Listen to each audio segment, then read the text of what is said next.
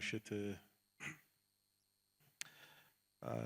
አብረን የእግዚአብሔርን ቃል የምናየው በአብላጫው ስለ ቅዱሳን ህብረት ፎከስ አድርገን ነው። በእነዚህ ባለፉት ወራት የምትማሩትን ስለ ተሐድሶ ስትማሩ እንደቆያችሁ በመንፈስ ይረዳለሁ። መንፈሴም የመጣው ከኢንተርኔት ነው። ዶክተር ምህረት ሲያስተምር የነበረውን አይ ነበርና በተወሰነ ደረጃ ምክንያቱም ሳይው ጥሩ ነው እንትኑና የተወሰነውን ከዛ ጋር ለማገናኘት አስባለሁኝ። ምናልባት እንደምታውቁት ክርስትናና ህብረት የሚለያዩ ጉዳዮች አይደሉም። መጽሐፍ ቅዱስ ላይ ስናነብና ልክ እንደ የአንድ ሳንቲም ሁለት ገጽታ እንደሚባለው ልናያቸው እንችላለን። ሁለቱ በጣም የተያዙ የማይነጣጠሉ ጉዳዮች ናቸው። የጥንቷን ቤተክርስቲያን ስናነብ ከሐዋርያት ሥራ ጀምሮ የምናየው አንድ ነገር ምንድነው? በአንድ ቃል ግለጥ ቢባል በቃ አንድ ልብ። መጽሐፍ ቅዱስ እንደሱ ነው የሚለው። አንድ ልብ ነበራቸው እና አንድ ላይ ማምለክ ብቻ አይደለም፣ አንድ ላይ ይኖሩም ነበረ እና ይሄንን ስናይ በመጽሐፍ ቅዱስ ውስጥ ምን አይነት ማዕከላዊ ስፍራ እንዳለው የቅዱሳን ህብረት የቅዱሳን አንድነት እንዴት ሲሪየስ ጉዳይ እንደሆነ ማሰብ በጣም የሚከብደን አይመስለኝም። እና ዛሬ ምሽት ጥቂት ጊዜ እሱ ላይ ነው የምንወስደው።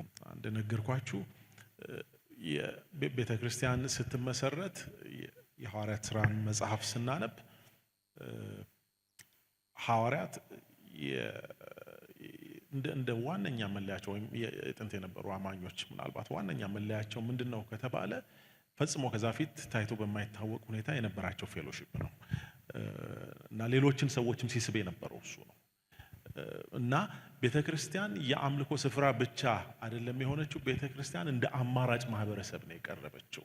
በዛ ዘመን ለነበረው ታውቃላችሁ፣ ያን ጊዜ ከነበሩት ወይም ከሚታወቁት ዋነኛ የአምልኮ ጉዳዮች ወይም መንገዶች አንዱ ነገስታት እንደ አምላክም ጭምር ይቆጠሩ ነበር። ሁለት የሆነ ማንነት ነው ያላቸው፣ ደብል ሮል ነው ያላቸው። እና ለምሳሌ ኔሮ አምላክ ነበረ እና በሮም አገዛዝ ጊዜ የሮም ንጉስ ሮም በምትሰለጥንባቸው ምድሮች በሙሉ እንደ አምላክ ነው የሚታየው። ይሄ አዲስ ጉዳይ አይደለም ታውቃላችሁ። በብሉይ ኪዳንም እንደዛ አይነት እንትኖች እናያለን።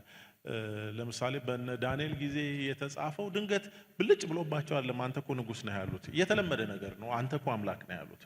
እና ንጉሱም ያን ያህል ሲከራከር አታዩትም። በቃ ይሁን በቃ ኢትስ ኦኬ ብሎ ማለት ነው። እና በጣም የተለየ አይደለም ነገስታት አምላክ መሆናቸውላችሁ ነው። ግን ቤተክርስቲያን ሲመጣ አንዱ ምንድነው የሆነው? ክርስቶስ ኢየሱስ ቁጭ ብሎ እንደ ኔሮ ገዝፍ ያለው እንደዚህ ሆኛ ያለው አላለም። ግን በጊዜ ሂደት ገዘፈ ራሱ እና የክርስቶስ ኢየሱስ አስተምህሮ ገነነ መሃላቸው ትልቅ ሆነ።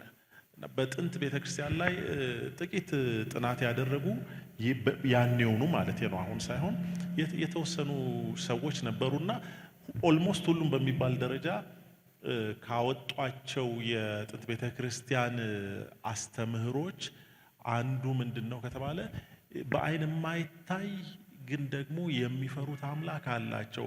ሁሉም ወደሱ ይመለከታሉ፣ አይናቸውን ግን ጨፍነዋል። እና በቤተክርስቲያን ውስጥ እነዚህ ሰዎች አብረው ይኖሩ ነበር፣ አብረው ያመልኩ ነበር። የሐዋርያት ሥራን ምዕራፍ 4 ላይ ስናነብ ከቁጥር 31 ጀምሮ እንደዚህ የሚል እናገኛለን። ከጸለዩም በኋላ ተሰብስበው የነበሩበት ስፍራ ተናወጠ፣ በሁሉም መንፈስ ቅዱስ ሞላባቸው፣ የእግዚአብሔርንም ቃል በግልጥ ተናገሩ። ያመኑትም ሕዝብ አንድ ልብ አንዲትም ነፍስ ነበሯቸው። ገንዘባቸውም ሁሉ በአንድነት ነበረ እንጂ ካለው አንድስ እንኳ የራሱ እንደሆነ ማንም አልተናገረም። ሐዋርያትም የጌታን ኢየሱስ ክርስቶስን ትንሣኤ በታላቅ ኃይል ይመሰክሩ ነበር። በሁሉም ላይ ታላቅ ጸጋ ነበረባቸው። በመካከላቸው አንድስ እንኳ ችግረኛ አልነበረምና መሬት ወይም ቤት ያላቸው ሁሉ እየሸጡ የተሸጠውን ዋጋ ያመጡ ነበርና በሐዋርያት እግር አጠገብ ያኖሩ ነበር። ማናቸውም እንደሚፈልግ መጠን ለእያንዳንዱ ያካፍሉት ነበር። ትውልዱም የቆጵሮስ ሰው የነበረ አንድ ሌዋዊ ዮሴፍ የሚሉት ነበረ። እርሱም በሐዋርያት በርናባስ ተባለ። ትርጓሜውም የመጽናናት ልጅ ነው። እርሻም ነበረውና ሽጦ ገንዘቡንም አምጥቶ ከሐዋርያት እግር አጠገብ አኖረው ይላል። ይሄ ታሪኩን ይነግረንና ሉቃስ ከጻፈ በኋላ ለምሳሌ ልንገራችሁ አይነት ነው ስለ ባርናባስ የሚነግረን። እሱ ብቻ አይደለም፣ የነበሩ ሰዎች በሙሉ እየሸጡ ያስቀምጡ ነበር። ግን ኤቪደንስ ብትፈልጉ ይሄ ሰውዬ ደግሞ ነበረ፣ ዮሴፍ ነበር። በኋላ ታስታውሱታላችሁ አይደል? አይነት ነው። ትዝ ይላችኋል። ዮሴፍ ባርናባስ እንኳን እሱ እኮ ሸጦ ነው ያመጣው ነው እያለ ያለው እና ግን ዋነኛ ጉዳይ ገንዘባቸውን ማምጣታቸው አለም። ከሱ በፊት የሚናገረው ልብ ነበራቸው፣ አንድ ልብ ነበራቸው ነው ሰዎች እና አንድ ነፍስም ነበራቸው ነው እንደውም የሚለው። አንድ ነፍስም ነበራቸው። ሰዎች ሲያዩ የሚያዩት ነገር ምንድነው? እነዚህ በተለየ ሁኔታ እንደ አንድ ሆነው የሚሄዱ ሰዎች ናቸው። እንዳልኳችሁ አልተለመደም እንደዚህ አይነት።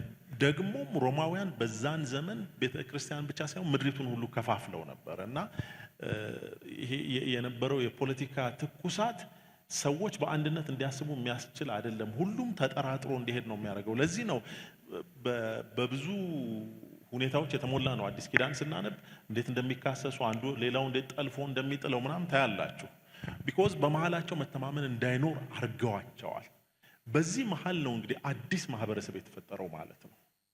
አንድነት ያለው አብሮ የሚኖር አብሮ የሚበላ አብሮ የሚያመልክ ቶታሊ ተለምዶ በማይታወቅ ሁኔታ ያለውን ሁሉ እየሸጠ ለማያውቀው ሰው የሚሰጥ ማለት ነው። በቃ ብቸኛ ትውውቃቸው ምንድነው ከተባለ ጌታ ኢየሱስ ክርስቶስ ማወቃቸው ነው እንጂ ሌላ ምንም አንድ የሚያረጋቸው ነገር የለም። ኢየሱስ ክርስቶስ በምድር ላይ የነበረ ጊዜ በተወሰነ ደረጃ የጀመረው ይመስላል። በእርግጥ ኢየሱስ ጋር እየሸጡ ያመጡ አልነበሩም። ኢየሱስ ክርስቶስ ጋር አብረው የነበሩት ሁሌ የማይለዩት 12ቱ ሰዎች አብዛኞቹ እጃቸው ላይ የነበረውን ስራ ትተው ነው የተከተሉት። ግን በሄዱበት ይበላሉ፣ በሄዱበት ይተኛሉ፣ በሄዱበት ይቆያሉ። አንዳንድ ጊዜ ኢየሱስ ክርስቶስ ተአምር እያደረገ ይመግባቸዋል። ሌላ ጊዜ ደግሞ በቃ በየደረሱበት አንዳንዴ እነ ማርያም ቤት ይበላሉ፣ ሌላ ጊዜ እነ ጴጥሮስ ቤት ይገባሉ። ግን ያ ደግሞ በተወሰነ ደረጃ የተለመደ ነው ብላችሁ አንድ መምህር አንድ ራባይ እንደኛ ዘመን አይደለም። ከገቡ እሱ ጋር ገቡ ነው በቃ እና ሁሉን ነገር እሱ እንደሚያሟላ ይጠበቅበታል። እና ኢየሱስ ክርስቶስ ከሱ ጋር ነበር እና ጌታ ኢየሱስ ክርስቶስ ግን የዚህን ጉዳይ በጣም ወሳኝነት ከተናገረበት ነገር አንዱ ምንድነው ካላችሁ የዮሐንስ ወንጌል ምዕራፍ 17 ላይ ሲጸልይ ኢየሱስ ክርስቶስ እንደዚህ ብሎ ጸለየ። ቁጥር 11 ላይ ሌላም ቁጥር ላይ አለ፣ ግን የቁጥር 11ን ኮት አድርጌያለሁ። ከዚህም በኋላ በዓለም አይደለሁም፣ እነሱም በዓለም ናቸው፣ እኔም ወደ አንተ እመጣለሁ። ቅዱስ አባት ሆይ እነዚህ የሰጠኸኝ እንደኛ አንድ እንዲሆኑ በስም ጠብቃቸው ብላችሁ ኢየሱስ ክርስቶስ ሲጸልይ የመጨረሻ ጸሎትህ ምንድነው? የመጨረሻ ምኞትህ ኑዛዜህ አንድ ነገር አንድ ሆኑልኝ እና ወደ እግዚአብሔርም ሲያቀርባቸው የጸለየላቸው ጌታ ኢየሱስ እኮ ብዙ ጸሎት መጸለይ ይችል ነበር። እሱ ራሱ ቀድሞ የሚያውቀው ጉዳይ ነበር። ለምሳሌ አንዳንዶቹ ይያዙ ነበር፣ ይገደሉ ነበር እና እባክህ የኔ በቃል በቃ እነዚህ ሰዎች ሌላ ሰው አይሰቀል ከኔ በኋላ አላለም። አይግደሏቸው ወይ ደግሞ ድንገት ተነሱ በቃ ፓወርፉል አድርግልኝ እነዚህ ሰዎች እስከ መቼ ነው አላለም። እና ምን አንድ ከሆኑ ይበቃኛል፣ አንድ አርጋቸው። እንግዲህ ኢየሱስ ክርስቶስ አንድ አርጋቸው ማለቴ ሰውየውን አይደለም፣ ግን ድንገት ነው ያልኩት። ኢየሱስ ክርስቶስ እንደዚህ ሲሪየስሊ የጸለየበት ጉዳይ ከሆነ አንድነት በጣም በጣም ወሳኝ አጀንዳ ነው ማለት ነው። በጣም ወሳኝ አጀንዳ ነው። ባይ ዘ ወይ ቅድም እንዳልኳችሁ ይሄ አንድነታቸው የፍላጎት ብቻ አይደለም፣ የማንነት መገለጫም ጭምር ነው። እዚሁ ዮሐንስ ወንጌል ምዕራፍ 17 ቁጥር 21 ላይ እንደዚህ ይላል፣ ሁሉም አንድ የሆኑ ዘንድ ከቃላቸው የተነሳ በእኔ ስለሚያምኑ ደግሞ እንጂ ስለነዚህ ብቻ አልለምንም። አንተ እንደላከኝ ዓለም ያምን ዘንድ አንተ አባት ሆይ በእኔ እንዳለህ እኔም በአንተ እነሱ ደግሞ በእኛ አንድ የሆኑ ዘንድ እለምናለሁ። ምንድነው የሚያደርገው? ዓለም ስለነሱ እንዲያውቅ። እንዴት ሆኖ ነው የሚያውቀው? አንድ ከሆኑ ይታወቅ። የለም ሌላ የለም። በቃ ሌላውን አንድ የሚያደርገው የሆነ ጥቅም ነው፣ የሚያስተሳስር አጀንዳ አለ። እነዚህ ግን እንደሱ አይደሉም። ከኛ የተነሳ አንድ ከሆኑ በዚህ ይታወቃል። ባይ ዘ ዌይ ቤተክርስቲያን ዛሬም የተለየ ኳሊፊኬሽን የላትም። መታወቂያችን አንዱ ደብዝዘን ከሆነ አንዱ የደበዘዘብን ነገር ምንድነው ከተባለ እንዳልኳችሁ አንድነታችን ነው። አማራጭ የሆነ ማህበረሰብ መሆን አቅቶናል ማለት ነው። እና ጌታ ኢየሱስ ክርስቶስ ለነዚህ ሰዎች እሱን ነበር የሚጸልየው። ቤተክርስቲያን የሚለው ቃል ትርጓሜው አሁን በጊዜ ሂደት የተቀየረው አውቃለሁ። ሁላችንም ይሄ ሌላውንም ትርጉም እናውቀዋለን። ግን ኖርማሊ ቤተክርስቲያን ሲባል ምንድነው ይመጣባችሁ?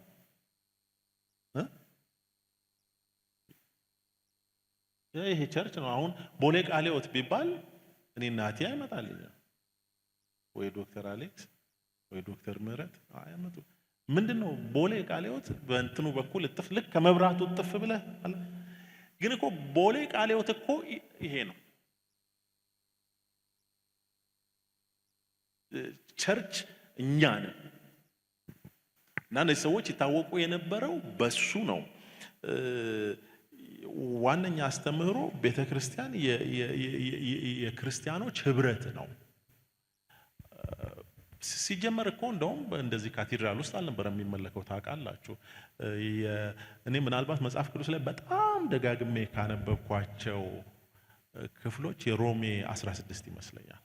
በቃ ደስ ይለኛል ስለ ሰዎች ጳውሎስ የገለጠበት እና ነከሌን ታውቃችኋለህ?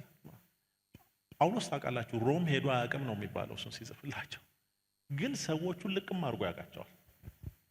አብሮኝ የደከመው ስለ ወንጌል አደገኛ ዋጋ የከፈለችው እንዴ ከኔ ጋር የነበሩትና አቂላና ጵርስቅላ አለና በቤታቸው ላለች ቤተክርስቲያን። መቼም አቂላና ጵርስቅላ አልጋቸውን ምናምን አውጥተው አይደለም፣ ግን የነሱ ቤት የወገኖች ማረፊያ ነው። በቃ ቸርች ነበረች እና በቤታቸው ላለች ቤተክርስቲያን ይላል። እና ይሄ አዲስ ሐሳብ አይመስለኝም፣ የእግዚአብሔር ሐሳብ ነው፣ የቆየ ነው። መዝሙር 133 በጣም የምንጠቅሰው ጥቅስ ነው። ትዝ ይላችኋል። እነ ወንድሞች በህብረት ቢቀመጡ መልካም ነው፣ እነሆ ያማረ ነው። ለምን? እግዚአብሔር በዛ በረከትን አዟል። ምን አይነት በረከት! ልክ ከአሮን ጢም የሚፈሰውን አይነት ታውቃላችሁ። እሱ የእስራኤላውያን ትልቁ ምርቃት ከትልልቆች ምርቃቶቻቸው ውስጥ አንዱ ነው። እና እንደሱ አይነት በረከት እግዚአብሔር በፌሎሺፕ ውስጥ አዟል። ይሄ ከሆነ ምንድነው? ህብረት አማራጭ አይደለም። ባጭር የቸርች አባልነት አይደለም አሁን እያልኳችሁ ያለሁት።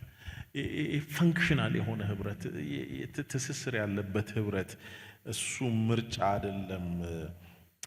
አሁን ላይ አንዱ የያዘን ችግር የሚመስለኝ ህብረት ከፈለግን ምናረግ ካልፈለግን እኔ ብዙ ጊዜ ኮመን ከሆኑ ጋር እኔ ይገርምሃል፣ እኔ ቸርች አስራቴን አወጣለሁ እሁድ አለ የኔ ቦታ እንደው ያውቋታል እነሱ ራሳቸው። ጥግ ላይ ይቀመጥና ልክ ሰባኪው ሰብኮ ሲጨርስ ሹልክ ብዬ እኔ ቸርች ማመጠጋት አያስፈልግም። የት ልትሄድ ነው? ከዛ እንደ ሞደርን ሶሉሽን አድርገን የያዝ ነው ማለት ብዙ ክሪቲካሊ እኮ አስበንበት ላይሆን ይችላል፣ ግን ጤነኛ ግን አይደለም። ቢኮዝ እግዚአብሔር በዛ ውስጥ ምን አድርጓል? በረከት አዟል። ደግሞ ጌታ ኢየሱስ ክርስቶስ ጸልዮልናል።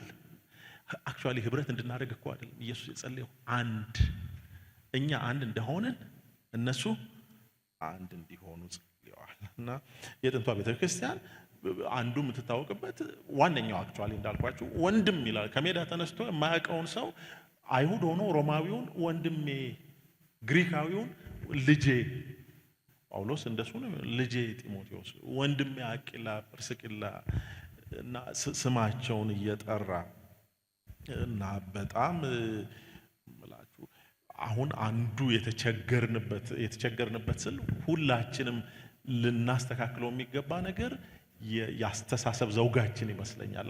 አንዳንድ ጉዳዮች ጌታ ዝም ስላለ አማራጭ እንዳይመስሏችሁ፣ አማራጭ አይደሉም። በቃ የሆነ ቦታ እኮ ስንገባ ህግ አለው። እኔ ለምሳሌ ቅድም ስመጣ ረስቼ እዚህ ድረስ የመስሪያ ቤት አይዴን እዚህ ላይ አንጠልጥዬ ነው የመጣሁት። ከዛ ተመልሼ አስቀምጬ ነው። ለምን መስሪያ ቤት እሱን ካላረኩ አያስገቡኝም? አይገርማችሁም? ምላችሁ እልቅና እኮ አለኝ ካለቆቹ ውስጥ ነው። ግን በቃ አይቻልም። ሄጄ ጥበቃዎቹ አታውቁኝም እንደ ምናምን ብል እናውቃለን። ግን አንዳንዱ ጉዳይ እንዳልኳችሁ ለምሳሌ አንድ መሆን እኔ አንድ መሆን እኔ ጌታን ወደዋለሁ አስራቴ አትወጂውም። ከወንድሞች ጋር ፌሎሺፕ ማድረግ ካልቻልሽ ከእህቶች ጋር ፌሎሺፕ ማድረግ ካልቻልሽ የምትወጂው ይመስልሻል እንጂ አትወጂውም። እንዳልኩት ብዙ መርጠን የምንሄድበት አይደለም። ምላችሁ ልንመርጥ የምንችላቸው አሉ። አሁን ቅድም እንዳልኳችሁ ቢሮ ሄጄ ዛሬ ደስ አላለኝም መታወቂያ ማድረግ ዛሬ እኔም ደስ አላለኝም አንተም ማስገባት ይለኛል። ቻው። ቤተ ክርስቲያን ውስጥ ለምሳሌ እሁድ ስፈልግ እመጣለሁ፣ ሳልፈልግ አልመጣም እምለው ብዙ ምክንያት ይኖራል። አሁን እንደው በትችት ከዛ አንግል አይደለም ማጣፋው፣ ግን ልካችንን አውቀን ነው መመላለስ ያለብን። ለምሳሌ ሲመቸኝ የምንለው አይደለም፣ በኋላ ላይ እመጣበታል። ሲመቸኝም ሳይመቸኝም ቢኮዝ በቃ እነዚህ እኮ እውነተኛ ወንድሞች ናቸው። ለምሳሌ ወንድም ታመመ ቢባል ሲመች ነው እንደምትሄደው? የሀገር አቋርጠናል እንደምንሄደው? አረ መንገዱ አሁን ጥሩ አይደለም፣ ምንም ማድረግ አይቻልም ወንድሜ እኮ ነው በቃ ጥሩ አይደለም፣ ቀስ ብዬ ቀን ሄድና እንትን እያረፍኩ እያቆራረጥኩ ምናምን እንላለን። ህብረት ሲመቸን እንትና እኔ ሲናገር ብዙም ደስ አይለኝም። በቃ ደስ ላይል ይችላል፣ ግን ሂዝ ዩር ብራዘር። ደስ የሚላችሁ ተሰባሰቡ አይደለም የተባባል ነው። እንትን አይደለም፣ ይሄ የሙያ ማህበር አይደለም። ኢትስ ኦርጋኒክ ማህበር ነው እና እሱ በጣም ሲሪየስሊ ልናስብ ይገባል። ምክንያቱም ይሄን ያነሳሁት እንዳልኳችሁ የተወሰኑ ቪዲዮዎችን አይቻለሁ። ሪሊ እግዚአብሔር ሲናገር እንደነበር አይቻለሁ። ተሐድሶ የእግዚአብሔር ሐሳብ እንደሆነ ልናደርግ የሚገባቸውን ነገሮች ወንድሜ ዶክተር ምህረት ሲያስተምር አይቻለሁ። አንዱ የሚመስለኝ ከሱ ውስጥ አንዱ ተሐድሶን እንፈልጋለን ሁላችንም። ባይዘው ቦሌ ቃሊዮት ብቻ አለች የምትፈልገው። የኢትዮጵያ ቤተክርስቲያን ተሐድሶ ያስፈልጋታል። አሁን ያለንበት ስታተስ ልክ አይደል። ባይዘው ህዝብ ውስጥ እያለን ማንታይነን ደቃቅ ሆነናል። ታውቃላችሁ፣ ሁሌ ወጥተን ስለማንታይ መፈክር ጀምረናል። እኛ እኮ 30 ሚሊዮን ነን እና ምን ይጠበስ? አሜን ሆነን ሊሆን ይችላል። እኔ ቁጥሩ ኦነስትሊ እኔ ቁጥሩ ስታቲስቲክስም ላይ ደፋር ስለሆነን እሱም ላይ ችግር አለብኝ። በአጠቃላይ እንደ ኢትዮጵያ በግምት 70% እንላለን ከሜዳ ተነስተን። እንዴ ዳታ ተወስዶ ነው 70% ምናምን የሚባለው እና ቸርችም አሁን የኢትዮጵያ ፕሮቴስታንት 25% ነው። አንዳንዱ ህዝብ 6 ቦታ ነው የሚቆጠረው። እዚህ አለ ፕሮፌት እንትና ጋ አለ ሐዋርያ እንትና ጋ አለ ምናምን። ስለዚህ እንደገና ሰብሰብ ስናደርገው አንድ ሰው ነው የሚሆነው። ግን ይሁን እሺ 30 ሚሊዮን ነው። ግን ለምን እንደምንም ለምን ተቆጠረ? የኢትዮጵያ ክርስቲያኖች ለምን አማራጭ ማህበረሰብ እነሱ አሉ። በቃ ታውቃላችሁ ኢየሱስ ክርስቶስን አይወዱትም ነበረ። ግን ደግሞ ኢየሱስ ክርስቶስን እንደማያየው ሰው አይሆኑም። ነው ኢየሱስን ኢግኖር ማድረግ አትችልም። መገኘቱ ይታወቃል። አንዳንድ ጊዜ ለነገር እንኳን እኮ ሄደው የሚጠይቁት ጥያቄ ዝም ብለ መንገደኛ የምጠይቀው አይደለም። እነሱ ሊይዙት ነው። ግን እንዲህ በከባድ ጥያቄ ካልመጣንበት ብለው ሐዋርያትን አይወዷቸውም እኮ። ግን የተናቁ ደግሞ አይደሉም። አይወዷቸው አይ እንደ እነዚህ ሰዎች ይሻላሉ ብለው ወደ እነሱ መጀመሪያ ላይ እኮ እንትን እኮ ባይዘው ሀገር እኮ ነው የተመለሰው። 3000 ሰው እንዳሁን እኮ ዴንስሊ ፖፑሌትድ እኮ የሆነ አይደለም። አንድ ወረዳ እኮ ነው ግልብጥ ብሎ በጌታ የሆነ። ሌላ ጊዜ ሲሄዱ የሆነ ሺህ ሰው ምላችሁ የማትወዱት ቦታ በዛ አይነት ብዛት መፍለስ ማለት የሆነ የሚታይ ነገር አለ ማለት። ስለዚህ ተሐድሶ ኢትዮጵያ ቸርች ያስፈልገናል። እሱ የምናደርግ ከሆነ እንግዲህ ስለ ተሐድሶ የምናስብ ከሆነ እኛም ተሐድሶን እየፈለጉ አት ሴም ታይም ደግሞ የድሮውን መንገድ እየተከተሉ አይሆንም። ተሐድሶ በራሱ ቃሉ ታውቃላችሁ ሪኒዋል ነው አይደል? አዲስ ማንነት ድሮ ወደ ነበረው ስታተስ መመለስ ነው እና እሱ በጣም ወሳኝ ነው። ስለ ተሐድሶ ማወቅ አይደለም ያስፈልገናል። እኔ እግር ኳስ ብዙ አላቅም። ምናልባት ከብዙ ኢትዮጵያውያን ወንዶች በሱ ላይ ያለው እኔ ኦፍሳይድ ቤት ጋር እንደሆን ምንም የማውቀው ታሪክ የለም። ግን አንዳንድ ጊዜ መኪና እየነዳው እሰማለሁ እና ኮመንታተሮቹ አንዳንዶቹ በድምፅ አውቃቸዋለሁ። እሱን መስማት የጀመርኩት ለልጆቼ ብዬ ነው። ልጆቼ በጣም ይከታተላሉና አትሊስት በኩል ደረጃ እንድናወራ እና አንዳንዶቹም በድምፃቸው አውቃቸዋለሁ ሰዎቹ እና በጣም ኢምፕሬስ የሚያደርጉኝ አሉ። እንትና ተጫዋቾቹን ሁሉ አውቃቸዋል። አልቫሬዝን ታውቃለህ? እንትን የአልቫሬዝን ጫማ ቁጥር ያውቀዋል። የለበሰው ማሊያ የት እንደተሰራ ሚስቱን ያውቃል። የሚነዳውን መኪና ያውቃል። የምናምን ስለ እንትና ይነግረናል። እና በጣም ስፖርት ይወዳሉ። አንድ ቀን የሆነ ቦታ ምሳ እየበላን እከሌ እኮ ነው አሉኝ። አንዱ ከኮመንታተርሱ ከታዋቂዎቹ አንዱ ነው። እኔ ግራ ነው የገባኝ። በሁሉም አቅጣጫ ትልቅ ነው። እንደዛ ስፖርት የሚተነትንልን ሰውዬ በጣም እኮ ከፍ ዝቅ እኮ ነው የሚያደርጋቸው እነዛ እንትና እኔ እኮ ለምን እንደማይሸጠው አላውቅም። እንዴ እሱ ከተሸጠ አንተ ምልት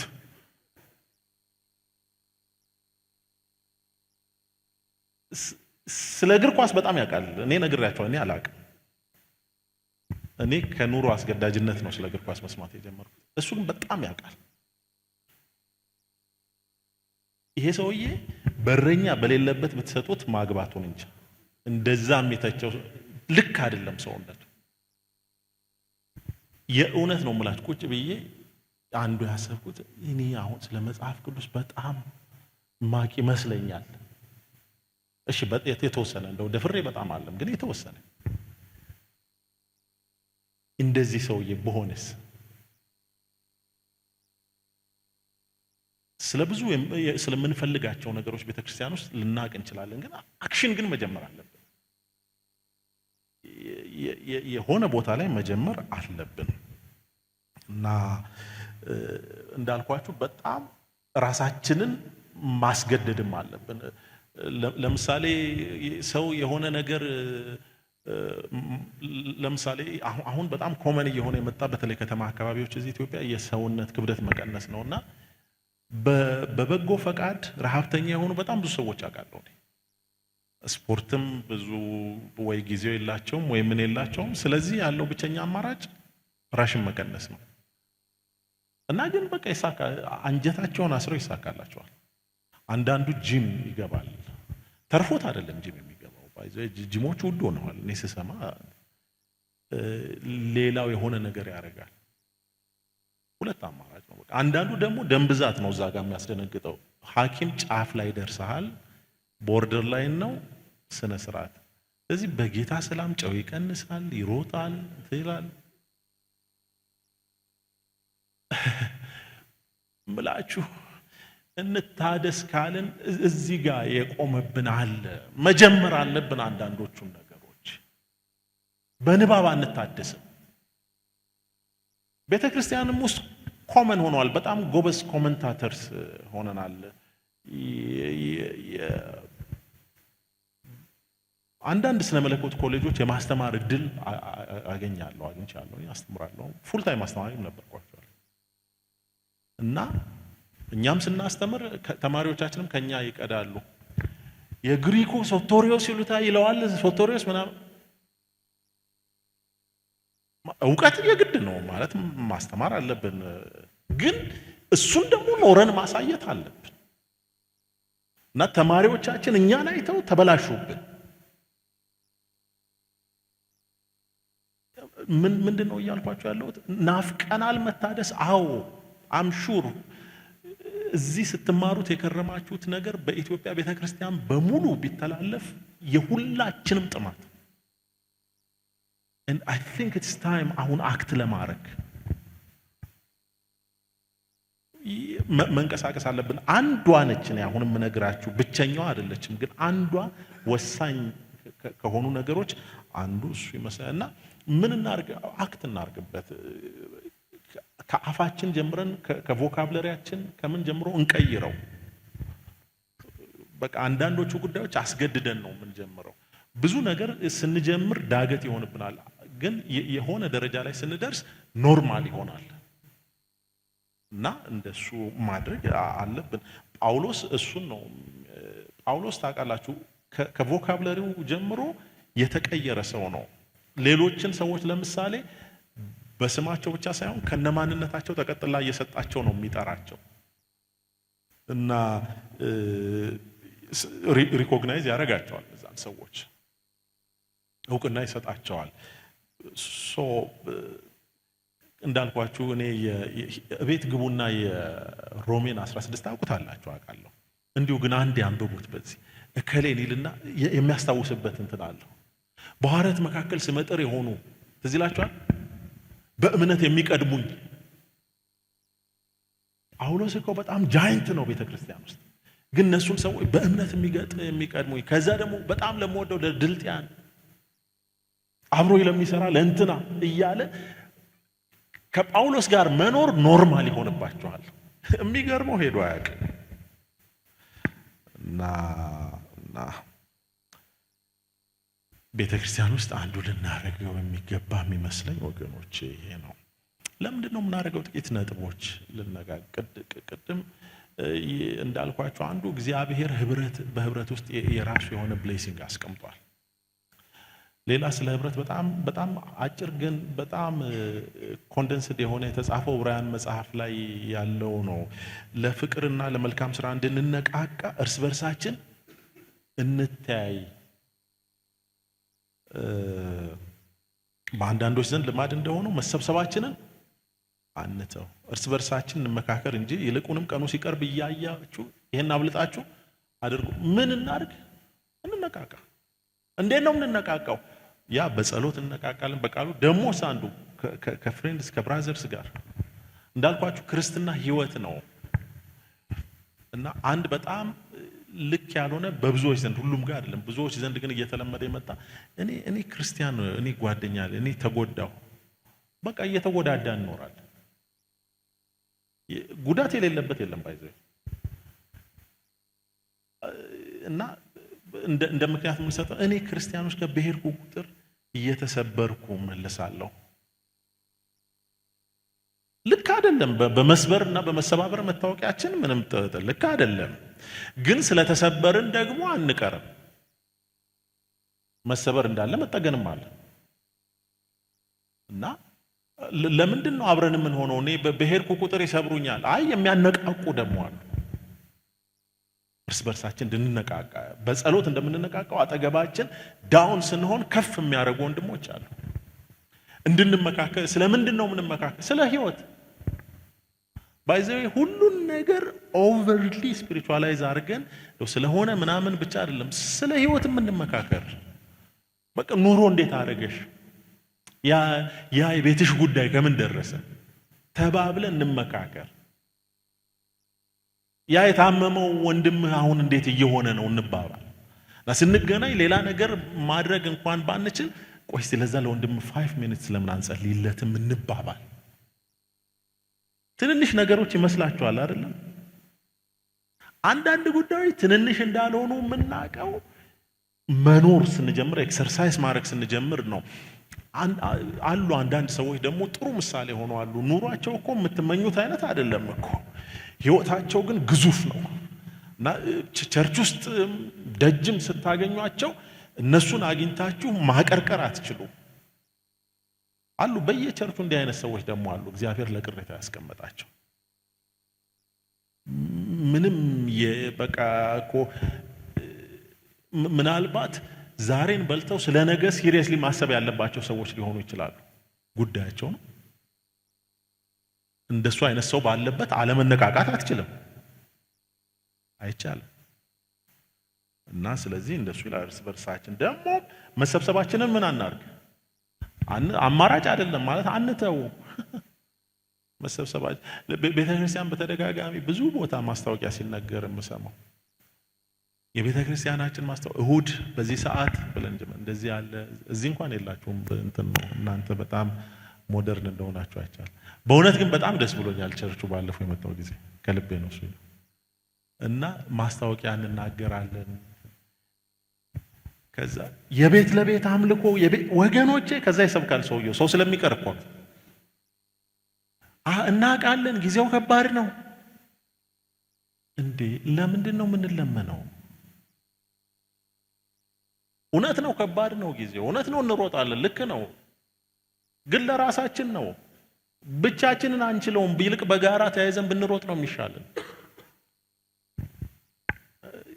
የጸሎት ፕሮግራም ወገኖች ካልጸለይን ምናምን እንላለን እና እንዳልኳችሁ ግድ ነው። እነዚህ የቤት ስራዎቻችን ናቸው። በጣም ሲሪየስሊ ልናስብባቸው ያስፈልጋል። ለምን አንድ ላይ እንሆናለን? ለምን ፌሎሺፕ እናደርጋለን ከተባለ እንዳልኳችሁ በረከት አለ በዛ ውስጥ። ምን አይነት ገብተን ብቻ ነው የምናየው። ሌላው ነገር ፐርሰናሊ የምናድግበት እንደሆነ እንነቃቃለን ይላል። ምናልባት ሶስተኛው ደግሞ ካውንስል አለ፣ አድቫይዝ አለ፣ እንመካከራለን። አንዳንዱ ጉዳይ ለውጭ ሰው የቤት ጉዳይ ነው ይባላል። አሁን ጉዳያችን አንዳንዱ ሜዳ ላይ ያለው የብዙ ክርስቲያኖች ጉዳይ የቲክቶክ እና የፌስቡክ የምናምን ጉዳይ ሆኗል። የቤት ጉዳይ አይደለም። ጠብ ሲል እኮ ተዘርረዋል። በቀዳዳ ነው የምንፈላለገው። እኔ ቅድም ነግራችኋለሁ። እኔ ኳስ አልችልም ብያለሁ። የምችለው ግን ስፖርት ማልችል እንዳይመስላችሁ። ሌላ የምችለው አለ፣ እዚህ አልናገርም እንዳትሰናከሩ። ታይኳንዶ እጫወታለሁ ለረጅም ጊዜ ለጌታ ክብር። በጣም ደነገጠችብኝ ለዚህ ነው። እና የታይኳንዶ አንዱ ህግ ምንድነው? በተለይ የማታውቁት ሰው ጋር ኮምባት ከገባችሁ ደካማ ጎኑን አጥናለኝ። ከዛ እንደምንም ብለህ በደካማ ጎኑ በኩል ፊዚካሊ ነው። ቸርች የሚገርሙ መነቃቃታችንን ትተን ደካማ ጎን መፈላለግ ጀምረናል። ስለዚህ ከዛስ ልክ ገለታ እዛ ጋር ሲገባል ቶታሊ እኮ ግልባጩን ነው እየሄድን ያለ ነው እንጂ እንመካከር። በቃ የእንትናን ሚስት አታውጣበት። አጋላችሁ ምን በአደባባይ የሚባል ሚስጥር ቶሎ እንዲሄድ ከፈለክ ለማነገር አልናገርም፣ ለከለ ያሉትን አልናገርም። ግን ታውቃላችሁ እርስ በርስ እንሸካከም እና የምንመካከርበት አንዱ ቸርች ለአምልኮ ብቻ አይደለም፣ ሪሊ ወንድም ፍሬንድ የምናገኝበት ቦታ ይሁን። ቅድም ያልኳችሁ ኦርጋኒክ ይሁንልን። የልባችንን የምናጫውተው ሰው እዚህ እናገኝ። አንድም እኮ በጣም ሜካኒካል የሚሆንብን እኮ እሱ ነው። እንትን አንልም። ይሄን እኮ እንደጨረሰ ሰው እኮ አይደለም የምነግራችሁ ባይዘው። ግን እኔ አልጨረስኩም አልደረስኩበትም ማለት ግን መለኪያው ዝቅ ብሏል ማለት አይደለም። እግዚአብሔር በኮታ አይሰራም። ድሮ እኔ አሁን ይኑር አይኑር አላውቅም። እኔ ሃይ ስኩል በጨረስኩ በተማርኩ ጊዜ ኮታ የሚባል ነገር ነበረ። ማትሪክ በጣም ጥቂት ሰው ነው የሚያልፈው። ከዛ ከእንትን እስከ እንትን አታውቁም አለ። አሁን ልጆች ድሮ ዲግሪ እና ዲፕሎማ የሚባል ነገር ነበር እና የሆነ ለምሳሌ እስከ 3.2 ወይ ምናምን ድረስ ከ4 እስከ 3.2 ዲግሪ አልፏል። ከዛ ከ3.2 በታች እስከ 2.8 ምናምን ዲፕሎማ ይባላል። ከዛ ኮታ ይባላል። ካዳጊ ክልሎች ፕራክቲካሊ ወድቀዋል። ግን አስተማሪ ስለሌላቸው ገጠር ላይብረሪ መብራት ምናምን የለም እንደኛ ማንበብ ስለማይችሉ ትንሽ ዝቅ ይልላቸው። ለምሳሌ ዩኒቨርሲቲ ዲፕሎማ መግቢያው 2.8 ቢሆን እነሱ በ2.6 ምናምን እንዲገቡ ይፈቀድላቸዋል። ክርስትና እንደሱ አይደለም። ሰባኪው ስላቃተው ወደ 2.6 ዝቅ አይልልህም አይልም። በቃ ተሰብሰቡ ነው። እኔም ምላችሁ ተሰብሰቡ ነው። ራስ ተሰብስበሃል፣ ራስ ፌሎሺፕ አለ ብትወይ እኔን መለኪያ ማናርግ ኦኬ ማናርግ አለ ማለት አልችልም። እዚህ ከወጣው በኋላ አይቻልም። ግን በቃ እኔም እሞክራለሁ፣ አንተም ተሰብሰብ። እንደሱ ነው ማድረግ ያለብን እና ብዙ ጉዳዮች አሉ። ለምን ታዲያ ይሄ እውነት ይሄ ከሆነ ለምን አቃተን? ምንድነው ለህብረታችን ተግዳሮት ምን ሆነብን? ለምን ሆነብን ከተባለ ጥቂት ነገሮች አይ ቲንክ አንደኛው በአብላጫው በዓለማዊ አስተሳሰብ ስሌት የተቃኘ እንትን ነው የምንከተለው። አስተሳሰባችን እንደሱ ነውና ከቤተ ክርስቲያን ጀምሮ ማለት ነው ኢንስቲትዩሽናል ከሆነችው ቸርች ጀምሮ ቅድሚያ የምንሰጠው ስለ ህንጻችን፣ ቅድሚያ የምንሰጠው የተለያዩ ማቴሪያልስ በሙሉ ያስፈልጉናል። አንደኛ አይደሉም ነው የኔ ሙግት እንጂ ያስፈልጉም አይደለም። ስለነሱ ጉዳዮች እንሰጥና ሌላኛው ሚዛን ሳያነሳ ይቀራል። ግን እውነታው ቅድም እንዳልኳችሁ ቤተክርስቲያን በአንደኛ ደረጃ ህብረቱ እንጂ ህንጻው አይደለች። ህንጻውም ያስፈልገናል። ህንጻው እንደ ፍሬምወርክ ቢሆን የቀሩት ነገሮች በሙሉ ከቆዳ ጀምሮ ምናምን ያለው ውስጥ ያለው ህብረት ነው። ምናልባት ሌላው ተግዳሮት ያመጣብን ነገር ብዬ የማስበው በህይወት ውስጥ ቅድሚያ የምንሰጣቸው ነገሮች ማምታታታችን ነው። የዚህ የፕራዮሪቲ ዲስኦርደር እሱ በጣም ችግር በሁላችንም ዘንድ ያለ ይመስለኛልና ለምሳሌ ቤተክርስቲያን ለምን አትመጣም? የቤት ለቤት ለምን አንገናኝ? እዛ እኮ ካልተገናኘን አንተዋወቅም። ባይዘው እንደዚህ 2000 ሰው መጥቶ መተዋወቅ አይቻልም። በትንንሿ እንትን ውስጥ ነው ምንም ሰው ስለሆነን በቃ እና እኔ እኮ እፈልግ ነበር ግን ቢዚ ነኝ። ቅድም ያልኳቸው የየራሳችን ምክንያቶች አለ። ምናልባት አበሾች በጣም የምናውቀው የእንግሊዝኛ ቃል ቢዚ የሚለውን ይመስለኛል እና በጣም ቢዚ ነኝ እኔ አይ ቲንክ አንዱ ቆም ብለን መጠየቅ ያለብን የሚመስለኝ ግን በህይወት ውስጥ ዋነኛ ለሆነ ጉዳይ ቢዚ ከሆንን ለምንድን ነው የምንኖረው? አይ ቲንክ ቆም ብለን ያስተሳሰብ ቅኝታችንን ማስተዋል ያለብን ይመስለኛል። የሆነ ቢዚ ያረገን ሌላ ኢሹ አለ ማለት ነው። አንደኛ የመሰለ ግን አንደኛ ያልሆነ እና እሱም አንዳንዱ ጉዳይ ሲሪየስሊ ማሰብ ያስፈልገናል። እንዳልኩት አለ ወሳኝ ለሆኑ ነገሮች ጊዜ መስጠት ካቃተን በጣም ከባድ ነው። ለምሳሌ ቤት ውስጥ ቤት ስንኖር ልጆች ሆነን ወጣቶች ሆነን ከዛ ትዳር ይዘን አንድ አይነት አይደለም። አሁን ለምሳሌ እኔ ቅድም እንዳልኳችሁ የእግር ኳስ ድሮም አልወድም ዛሬም አልወድም። ስለ እግር ኳስ አሁን ግን አውቃለሁ። ልጆቼን ስለምወድ እንጂ እግር ኳስ ያወቅኩት እኔ እግር ኳስ ማርኮኝ አያውቅም። ግን በቃ ከነሱ ጋር ግን ሁለት አማራጭ ነው ያለው። እኔ ካላወቅኩና ዝም ካልኩኝ እኔን ዘግተው እነሱ ያወራሉ። ስለዚህ ጨው ለራስህ ስትል ጣፍጥ ያለህ አማራጭ እሱ ነው እና የምንሰጠው ስፍራ ልላችሁ ነው። ፕራዮሪቲ እኔ ልጆቼ ፕራዮሪቲ ስለሆኑ የማልወደውን ኳስ እንድሰማ ምናምን አረጉኝ። ፌሎሺፕ ፕራዮሪቲያችን ከሆነ ሌሎች ሌስ ፕራዮሪቲ ያላቸውን ነገሮች እንቀንሳለን። እሱን ለማድረግ ግን ክሪቲካሊ ማሰብ ያስፈልገናል እና ለምሳሌ ቤት ህብረት ኖርማል መቅረት ኖርማል ስለ ቤት ህብረት አጀንዳቸው ውስጥ የሌሉ ሰዎች አሉ። ባይዘ ምንም ጌታ መልእክት እያመጣ ነው ለዚህ ጉባኤ። እናንተ ሊሆንባችሁ አይችልም። ኦብቪየስሊ እዚህ እየመጣችሁ ነው አውቃለሁ። ንገሯቸው። ከምሬ እኮ ነው የምላችሁ። ቤተ ክርስቲያን በየእሁዱ እንግዲህ ማክሰኞ ማታ በየሰፈራችን ህብረት ምናምን ተብሎ የሆነ ጓደኛውን አግኝቶ ማክሰኞ ከስራ ስንወጣ ለምን ኮፊ አንጠጣም? ምንም አይደለም። ይሄ ጤነኛ አይደለም እምላችሁ፣ በማንኛውም መለኪያ ጤነኛ አይደለም። እንግዲህ ይሄ የማይንድ ሴት ጉዳይ ነው። አሁን ችግሩ ምሬ እዚህ ጉባኤ እያለን ስለ ማይንድ ሴት ሳወራ ነው እና ግን የማይንድ ሴት ጉዳይ ነው። በቃ ራሴን አስገድጄ መልመድ አለብኝ። ስፖርት እንዴት ብዙ ሰው ሱስ ይሆናል ይላል። ስፖርት ሱስ ከመሆኑ በፊት መጀመሪያ መከራ ነው።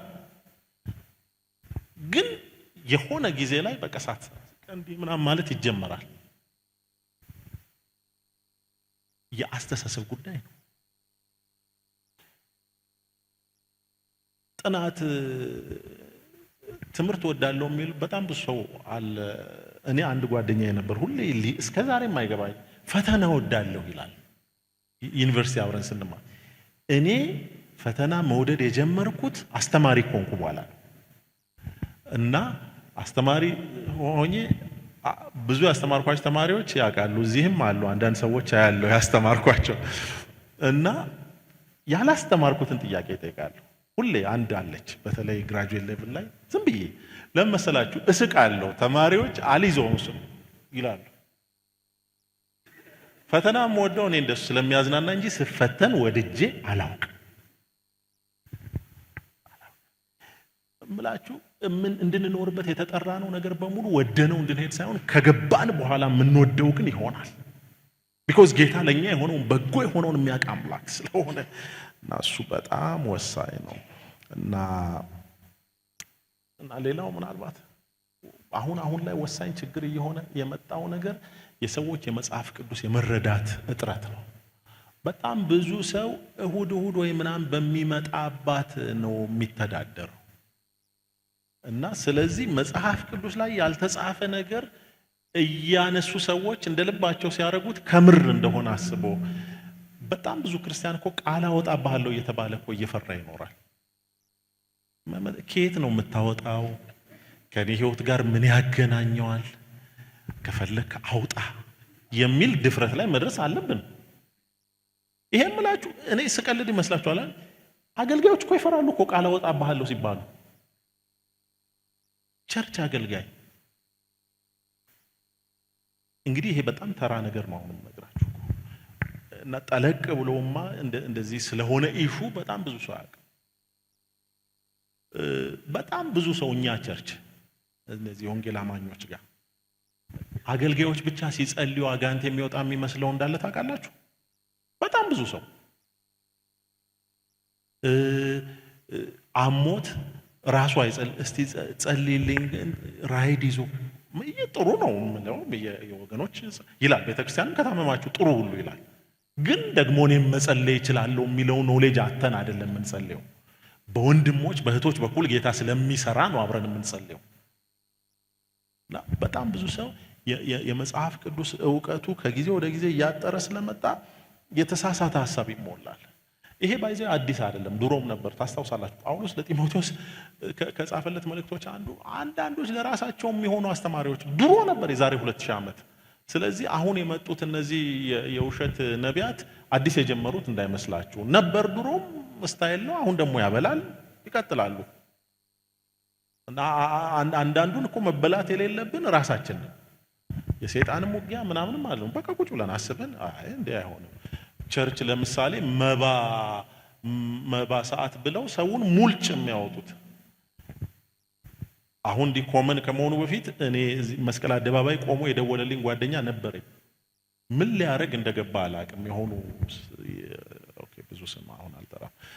የሆኑ ሰዎች ጋርና ሄደው የገንዘብ እንትን ነበር ፈንድሬዚንግ ይሁን ዋሌት ውስጥ በግራ በኩል ያስቀመጥከው ምናምን ሲለው ጌታ የተናገረው መሰለው። ቁጭ ብሎ እኮ ቢያስብ የቱ ጋ ነው ማስቀምጠው? ከፍተዋለሁ ወይ በግራ ወይ በቀኝ ነው። ስለዚህ እንትን ያለውን ብር በሙሉ አውጥቶ ከምር ነው የምላችሁ ደውሎ የትራንስፖርት የለኝም ና። ያኔ እኔም መኪና አልነበረኝም። በጣም ያናድደው ቴሌብር የለም። ከ6 ኪሎ መስቀል አደባባይ እሱን እሱ በሞኝነቱ የተበላው ለኔ ተረፈኝ። እና ብዙ ሰው ያኔም ነበር ዛሬም አለ ልላችሁ ነው። ህብረት ምን ያደርጋል? ዋናው እንትን ነው፣ ዋናው መስጠት ነው ይላል። ይሄ ኮመን ነው። ዋናው ዝራ ፍሬንድ ዝም ተብሎ አይዘራም እንዴ። እኔ እንዴት አድርጌ እንዳመጣው ታውቃለሁ። ጌታ አይደል እንዴ በር የከፈተልኝ ስራው እንደ ዝም ብዬ ባገኘሁበት ዘራለሁ እንዴ? እንደሱ ብለው ሰዎች ከጸሎት ይልቅ ራሳቸው ላይ ኢንቨስት ከማድረግ ይልቅ ይሄ መንፈሳዊ ነገር ማለት ነው ኢንቨስት ስል በአቋራጭ እንትን እኮ ገንዘብ ካወጣው በኋላ እንደዚህ ሆነልኝ። ምንም እግዚአብሔር በጉቦ አይሰራም።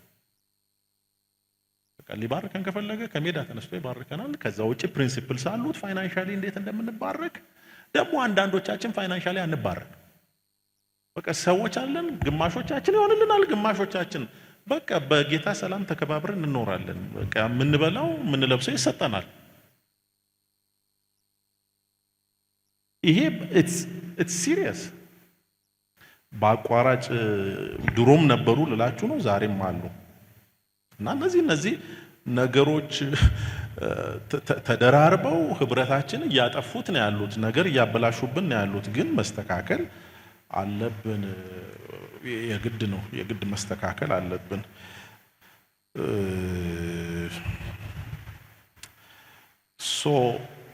ሲሪየስ የሆኑ ወሳኝ ጥያቄዎች መጠየቅ ያለብን ይመስለኛል። እሱን ተናግሬ አቆማለሁ። የቀረውን ጌታ ቢፈቅድ ብንኖር ሳምንት እንቀጥላለን።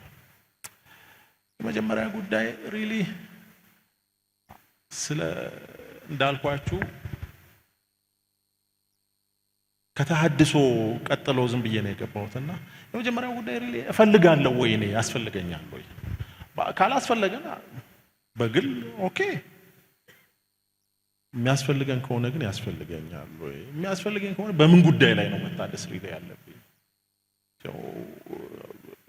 ሁሉን ነገር ሄደን አናፈርስም። እሱን መጠየቅ ያለብን ይመስለኛል። እና ምንድነው ላስተካክል የሚገባኝ፣ ይዣቸው ልቀጥል የሚገባኝ፣ የበለጠ ሪንፎርስ ላደርግ ልበረታታባቸው የሚገባኝ ጉዳዮች ምንድነው? ምናልባትም ደግሞ ህይወቴን በዚህ አቅጣጫ እንዳላስተካክል ተግዳሮት የሆኑብኝ ጉዳዮች ምንድናቸው ብለን መጠየቅ ያለብን ይመስለኛል። እግዚአብሔር ይርዳን። የዛሬውን እዚህ ጋር ጨርሻለሁ።